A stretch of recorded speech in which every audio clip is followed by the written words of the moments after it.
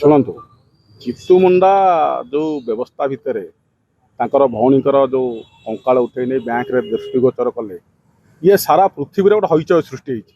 ସାମାଜିକ ଗଣମାଧ୍ୟମ ହଉ, ମେନଷ୍ଟ୍ରିମ୍ ମିଡ଼ିଆ ହଉ, ଓଡ଼ିଶା, ଭାରତ ଏବଂ ଦେଶ ବିଦେଶରେ ବି ଏ ଘଟଣାଟି ଗୋଟେ ସମ୍ବେଦନଶୀଳ ଘଟଣା, ମାନବୀୟ ଦୃଷ୍ଟିକୋଣରୁ ଏକ ଦୁଃଖଦାୟକ ଘଟଣା। କିନ୍ତୁ ଜିତୁ ମୁଣ୍ଡା ଜଣେ ସରଳ ଲୋକ, ଆଦିବାସୀ ଲୋକ, କେଉଁ ପରିସ୍ଥିତିରେ ତାଙ୍କ ଭଉଣୀଙ୍କର ଶବକୁ ନେଇ ବ୍ୟାଙ୍କରେ ଦେଖେଇଲେ, ଇଏ ହେଉଛି ପ୍ରଶ୍ନ।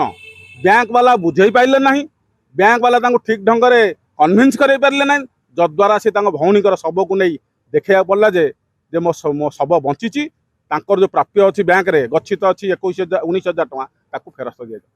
କିନ୍ତୁ ସେଠି ଯେଉଁ ଜିତୁ ମୁଣ୍ଡା ଗୋଟେ ସମାଜ ଭିତରେ ବଞ୍ଚୁଥିବେ, ସମାଜ ଭିତରେ ଚଳୁଥିବେ, ସେଠି ୱାର୍ଡ ମେମ୍ବର, ସରପଞ୍ଚ, ପ୍ରଶାସନ ସମସ୍ତେ ଗୋଟେ ଅଛନ୍ତି ନା ନାହିଁ। ସମାଜର 3 କିଲୋମିଟର ଚାଲି ଚାଲି ଯାଇଛନ୍ତି, ଖାଲି ପାଦରେ ଯାଇଛନ୍ତି, ବିଡ଼ିଓ ଅବଗତ ହେଲେନି, ତହସିଲଦାର ଅବଗତ ହେଲେନି, ଥାନାବାଲା ଅବଗତ ହେଲେନି, କେହି ଜାଣିପାରିଲେନି କେମିତି। ଏବଂ ତାର ନିୟମ ଗୋଟେ ଲିଗାଲ ହେୟାର ସିଷ୍ଟମ ବି ଅଛି।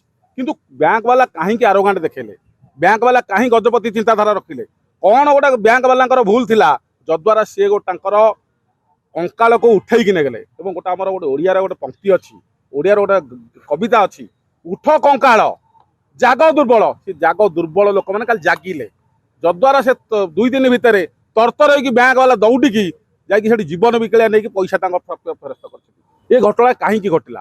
ତେଣୁକରି ନିଶ୍ଚିନ୍ତ ଭାବରେ ସମାଜର ଅଧଗତି ଘଟିଛି। ବ୍ୟାଙ୍କ ବାଲାଙ୍କର ବ୍ୟବସ୍ଥା ଭିତରେ ବ୍ୟାଙ୍କ ବାଲା ଦଣ୍ଡିତ ଏପର୍ଯ୍ୟନ୍ତ ହେଇନାହାନ୍ତି। କେଉଁ ବ୍ୟାଙ୍କ ବାଲା ତାଙ୍କୁ ଭୁଲ ତଥ୍ୟ ଦେଲା, ଭୁଲ ବ୍ୟବସ୍ଥା ବୁଝେଇଲା, କାହିଁକି ତାଙ୍କୁ ସରଳୀକରଣ କଲାନି, କାହିଁକି ତାଙ୍କ ବ୍ୟବସ୍ଥା ଭିତରେ ବୁଝେଇଲାନି। ଏବଂ ତାଙ୍କର ଜିତୁ ମୁଣ୍ଡା ଯେହେତୁ ସରଳ ଆଦିବାସୀ ନିଷ୍ପେଷିତ ଲୋକ, ତାଙ୍କୁ ଯଦି ଠିକ୍ ଢଙ୍ଗରେ ବୁଝାଇ ଯାଇଥାନ୍ତା, ସେ କେବେ 3 କିଲୋମିଟର ବୁହାଇ ବୁହାଇ ନେଇଯାଇଥାନ୍ତେ। ଏବଂ ଯଦି ତାଙ୍କର ଗୋଟେ ପ୍ରଥା ଅଛି, ଯେଉଁ ଶବଟି ଯେତେବେଳେ ମୃତ୍ୟୁ ହେଇଯିବ ତାକୁ ପୋତାଯିବ, ଯଦି ସେ ପୋଡ଼ି ଦେଇଥାନ୍ତେ କେମିତି ତାଙ୍କେ 19,000 ପାଇଥାନ୍ତେ? ତାଙ୍କୁ ପୋଡ଼ା ଯାଇଥାନ୍ତା। ଆମର ଯେଉଁ ହିନ୍ଦୁ ରୀତିନୀତିରେ ବି ଅଛି ଯେଉଁ ପୋଡ଼ା ଯାଉଛି, ଯଦି ପୋଡ଼ା ଯାଇଥାନ୍ତା, ସମାଜ ଶ୍ମଶାନରେ ପୋଡ଼ା ଯାଇଥାନ୍ତା, ଆଜି ସେ ପ୍ରମାଣ ଦେଖାଇ ପାରିନଥାନ୍ତେ ଏବଂ 21,000 ଫେରସ୍ତ ପାଇପାରିନଥାନ୍ତେ। ତେଣୁ ସେ ବ୍ୟାଙ୍କ ବାଲା ତାଙ୍କ ମତ ବଦଳାନ୍ତୁ, ତାଙ୍କର ଚିନ୍ତାଧାରା ବଦଳାନ୍ତୁ, ସମ୍ବେଦନଶୀଳ ହୋଇ ପ୍ରତ୍ୟେକ ଯେଉଁ କଷ୍ଟମରଟି ଯାଉଛି ବ୍ୟାଙ୍କକୁ, ଯେଉଁ ସେ ବିଜୟ ମାଲ୍ୟାକୁ ଫେରାର କରିଦେଉଛନ୍ତି କି ଜିତୁ ମୁଣ୍ଡାରୁ ପଇସା ଦେବା ପାଇଁ କହୁଛନ୍ତି କଙ୍କାଳକୁ ଉଠେଇକି ଆଣ।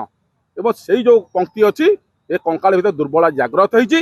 ଜାଗ୍ରତ ହେବା ଦ୍ୱାରା ସମାଜ ଠିକ୍ ଢଙ୍ଗରେ ଚାଲିବା ପାଇଁ ଏ ଦୁର୍ବଳ ମାନେ ସବୁବେଳେ ଜାଗ୍ରତ ହେବା ଦରକାର ଏବଂ ଲୋକଙ୍କୁ ପଥ ପରିଷ୍କାର ହେବା ଦରକାର। ଲୋକଙ୍କୁ ଠିକ୍ ଢଙ୍ଗରେ କେମିତି ଲୋକ ତାର ରାସ୍ତାରେ ଚାଲିବ, ତାକୁ ଗୋଟେ ଦିଗ୍ଦର୍ଶନ ଦେଇଛନ୍ତି ଜିତୁ ମୁଣ୍ଡା। ଜିତୁ ମୁଣ୍ଡା ଏ ସମାଜ ବ୍ୟବସ୍ଥା ଭିତରକୁ ପୁରାପୁରି କାଲି ଗୋଟେ ଗୁଣ୍ଡା କରିଦେଇଛନ୍ତି କଥାଟାକୁ।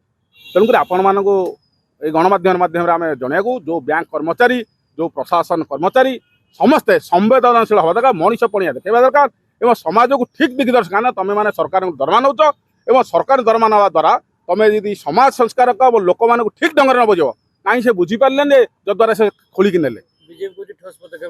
ଶୁଣନ୍ତୁ, ଏଠି ତ ଗୋଟେ ପ୍ରତ୍ୟେକ ନିୟମ ନୀତି ନିୟମ ବି ଅଛି। ବିଜେପି କ'ଣ କହୁଛି କି ବିଜେଡି କ'ଣ କହୁଛି, କଂଗ୍ରେସ କ'ଣ କହୁଛି, ଆମେ ସେଇ ଦିଗକୁ ଯିବାନି।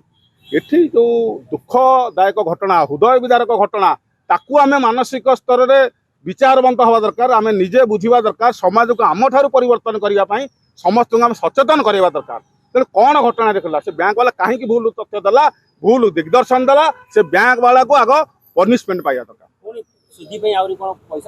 এই ସୁଧି ପାଇଁ ତାର ବ୍ୟବସ୍ଥା ଅଛି, ତହସିଲଦାରଙ୍କ ବ୍ୟବସ୍ଥା ଅଛି, କଣ୍ଟିଜେନ୍ସି ଫଣ୍ଡ ଅଛି, କଲେକ୍ଟର ଲେବୁଲରେ ପଇସା ଦିଆଯାବାର ସରକାରଙ୍କ ବ୍ୟବସ୍ଥା ଅଛି, ମୁଖ୍ୟମନ୍ତ୍ରୀ ରିଲିଫ ଫଣ୍ଡରେ ବି ଦେବାର ଅଛି। କ'ଣ ଦିଆଯାଉ ଏବଂ ଜିତୁ ମୁଣ୍ଡାଙ୍କୁ ବ୍ୟବସ୍ଥା ଭିତରେ ସାମାଜିକ ପରିବର୍ତ୍ତନ ଭିତରେ ବାଟକୁ ଆଣିବାର ଆବଶ୍ୟକତା।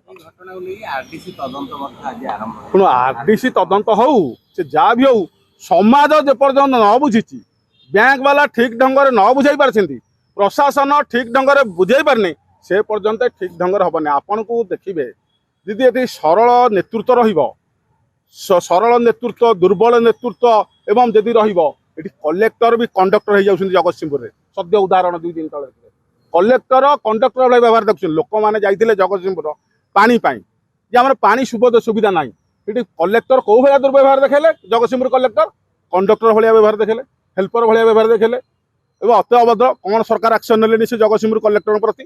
ସରକାର ଆକ୍ସନ୍ ନେବା ଦରକାର।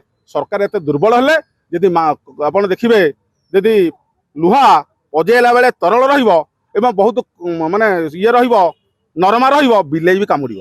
ତେଣୁ ଏ ବ୍ୟବସ୍ଥା ଭିତରକୁ ପରିବର୍ତ୍ତନ ଆସିବା ଦରକାର।